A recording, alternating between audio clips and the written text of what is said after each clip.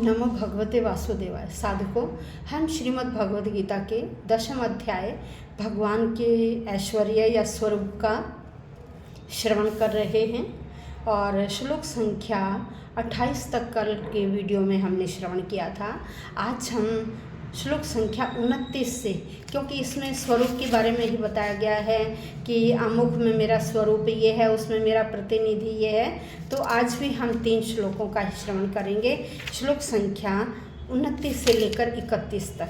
तो देखिए, अभी तक बताया गया है कि सर्पों में मैं वासुकी हूँ, और क्या कहा था कि पेड़ों में पीपल का पेड़ हूँ, और जो सिद्ध मुनि हुए उनमें कपिल मुनि का मेरा प्रतिनिधित्व करते हैं। तो इस प्रकार से अपने स्वरूप के बारे में बता रहे हैं कि कहाँ किस रूप में मैं हूँ। तो आइए, अब आगे के इनमें भी स्वरूपों के बारे में ही बताया गया है, तो आइए जानते हैं श्लोक संख्या 29 में क्या है। अनंतश्चास्मि नागानाम वरुणो याद सामहम पितॄणाम अर्याम चास्मि यमः संयमताम अहम। तो देखिए यहाँ क्या, नागा नाम। देखिए, नाग जो सर्प होते हैं ना, इनमें भी 2 प्रकार के होते हैं, कुछ फण वाले होते हैं, कुछ फण वाले नहीं। तो यहाँ क्या कहा, कल तो क्या था कि सर्पों में क्या हो, वासुकी सर्प। अब यहाँ कह रहे नागों में जो फण वाले सर्प होते हैं ना, उनको नाग बोलते हैं।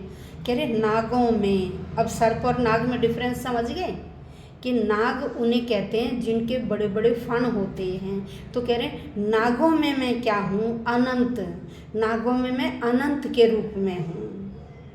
फिर वरुण याद साम अहम। कह रहे समस्त, याद साम है समस्त जलचरों में, जो जल में घूमते हैं ना, जल के जो प्राणी हैं। कह रहे समस्त जलचरों में मैं कौन हूँ, मैं जल का अधिष्ठाता देवता वरुण हूँ।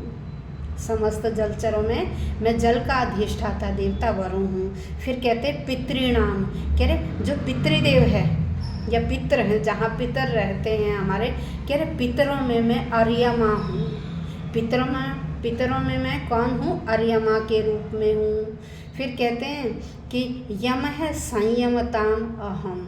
कह रहे संयमताम, समस्त जो नियमों के कर्ता हैं, समस्त नियमों के जो कर्ता हैं, उन कर्ताओं में, समस्त नियमों के कर्ताओं में मैं यम है, यम रूप में हूँ। क्या कह रहे हैं कि समस्त जो नियमों का निर्वहन करने वाले हैं, उनमें मैं मृत्युराज यम के रूप में हूँ, या मृत्युराज यम मेरा प्रतिनिधि करते हैं। तो देखिए, यमराज क्या करते हैं, यमराज भगवान, हम जैसा यहाँ कर्म करते हैं तो वहाँ उनके मंत्री हैं चित्रगुप्त। अब चित्रगुप्त के पास क्या, हमारे सारे कर्मों का लेखा जोखा होता है, और यमराज वहाँ उनसे, अपने मंत्री से हमारे कर्मों का लेखा जोखा पूछते हैं, और उन कर्मों के अनुसार ही हमें अगला जन्म देते हैं। अगर हमने बुरे कर्म किए हैं तो हमें वो दंड देते हैं, ऐसी ऐसी योनियों में डालते हैं जहाँ हमें उन कर्मों का भुगतान करना पड़ता है। तो वो हमें अपने कर्मों के अनुसार दंड देते हैं। और इस पृथ्वी लोक के बाद जो दूसरा लोक है ना, वो यमलोक ही है, और यमलोक में हमें ले जाकर वो हमारे कर्मों के अनुसार ही हमें दंड देते हैं। तो कह रहे वो यमराज भी मैं ही हूँ। श्री कृष्ण भगवान अर्जुन को बता रहे कि यमराज भी मैं ही हूँ। अब आइए श्लोक संख्या 30। अब 30 में क्या है, दैत्यों के बारे में बताया कि दैत्यों में मैं कौन हूँ। फिर कहा कि जो काल का दमन करने वाले, उनमें मैं कौन हूँ, पशुओं में कौन हूँ, पक्षियों में कौन हूँ। तो आइए श्लोक संख्या 30। प्रह्लादश्चास्मि दैत्यानां कालः कलयतामहं मृगाणां च मृगेन्द्रोऽहं वैनतेयश्च पक्षिणाम। अब देखिए क्या बता रहे हैं, कह रहे दैत्यानाम, दैत्य होते राक्षस। कह रहे राक्षसों में मैं प्रह्लाद हूँ। अब प्रह्लाद किसके घर उत्पन्न हुए थे, हिरण्यकश्यप के घर। हिरण्यकश्यप क्या थे, एक राक्षस थे। अब राक्षस के घर एक किसने जन्म लिया, भगवान रूप ने जन्म लिया। तो कह रहे राक्षसों में मैं कौन हूँ, प्रह्लाद के रूप में हूँ। और कलयताम अहम, कह रहे दमन करने वालों में मैं काल हूँ, क्योंकि काल हर चीज़ का दमन करता है। कह रहे दमन करने वालों में मैं कौन हूँ, काल के रूप में हूँ। फिर कहा मृगणाम, मृग होते पशु, कह रहे पशुओं में मृगेंद्र है, मैं पशुओं का राजा अर्थात कौन, सिंह हूँ, पशुओं के राजा शेर के रूप में हूँ। फिर कहा पक्षी नाम वैनतेय, वही पक्षियों में वैनतेय है, वैनतेय है गरुड़। गरुड़ कौन है, भगवान विष्णु के क्या हैं, वाहक। भगवान विष्णु किसके ऊपर सवारी करते हैं, गरुड़ के ऊपर। तो कह रहे पक्षियों में मैं कौन हूँ, गरुड़ हूँ, क्योंकि ये क्या है, भगवान विष्णु का वाहन है, भगवान के वाहक हैं, ये उनको इधर उधर ले जाते हैं। तो देखिए दैत्य राक्षस, एक राजा ऋषि मुनि कुछ भी कह सकते हैं, उनकी दो पुत्री हुई, एक का नाम दीति था और दूसरी का नाम अदिति। अब दीति की जो संतान हुई ना, दीति की संतान हुई राक्षस प्रवृत्ति वाली, और अदिति की जो संतान हुई वो बहुत पूजा पाठ करने वाली, सात्विक भोजन लेने वाली, दूसरों का भला करने वाली। जो अदिति के पुत्र थे वो देवता कहलाए, और जो दीति के पुत्र थे वो राक्षस कहलाए। और जो देवता थे वो तो क्या था, भगवत भक्त थे, भगवान का भजन करते थे।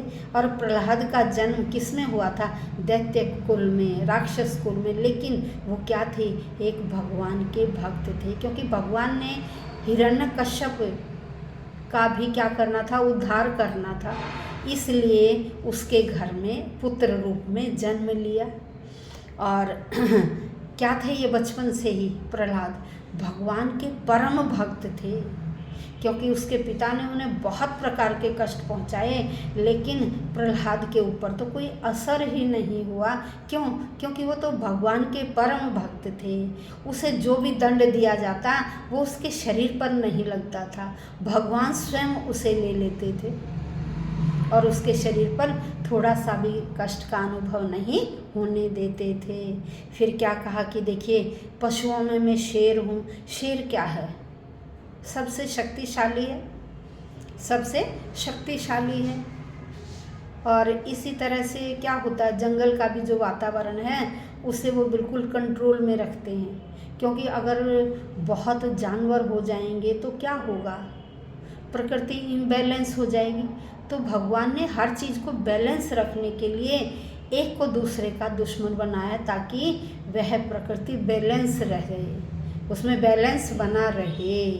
तो ये पशुओं में कौन है, पशुओं के राजा के रूप में है, शेर के रूप में है वो प्रतिनिधि, और पक्षियों में वो किस रूप में भगवान के प्रतिनिधि हैं, गरुड़ रूप में। अब आइए श्लोक संख्या 31। पवनः पवताम् अस्मि, रामः शस्त्रभृतामहं, झषाणां मकरश्चास्मि, स्रोतसामस्मि जाह्नवी। अब देखिए यहाँ कह रहे हवा में, हवा क्या करती, पवित्र करती, कह रहे समस्त पवित्र करने वालों में मैं कौन हूँ, हवा हूँ, मैं कौन हूँ, हवा हूँ। फिर कह रहे शस्त्रभृता नाम हम राम, शस्त्रधारियों में मैं राम हूँ। और झषाणाम, झष होते हैं जो झिंगुर, पानी में जो रहते हैं उनमें, कह रहे झष मछली, यहाँ झष का मतलब क्या, मछली, कह रहे मछलियों में मैं बड़ी मछली अर्थात मगरमच्छ का रूप हूँ। मछलियों में मैं, झष होता मछली, मछलियों में मैं किसका रूप हूँ, मगरमच्छ, मगरमच्छ के रूप में हूँ। और जो जल, जल का स्रोत है, कह रहे जल के स्रोत में मैं कौन हूँ, जाह्नवी, जाह्नवी गंगा नदी को कहा जाता है, किसको कहा जाता है, गंगा नदी को। तो कह रहे नदियों में या पानी के स्रोतों में मैं गंगा नदी हूँ।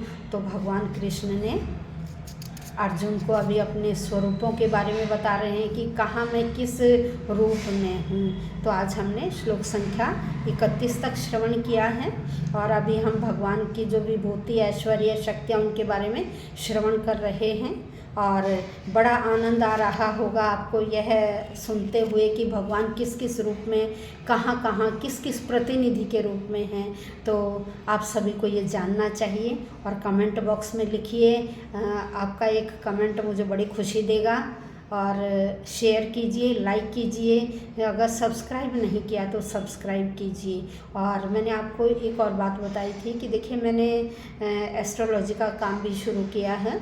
यदि आप जन्मपत्री बनवाना बहुत मिनिमम चार्जेस रखे हैं और मेरी हर वीडियो के डिस्क्रिप्शन बॉक्स में आपको लिंक मिल जाएगा, वहाँ लिंक पर जाकर रजिस्टर करिए। समस्या का समाधान चाहते हैं तो आप अपनी समस्या लिखिए, जन्मपत्री बनवाना चाहते हैं तो डेट, टाइम, स्टेट ये सब कुछ लिखकर भेजिएगा। व्हाट्सएप नंबर डालिए और आपको 1 हफ्ते के बाद सॉफ्ट कॉपी आपके व्हाट्सएप नंबर पर भेज दी जाएगी।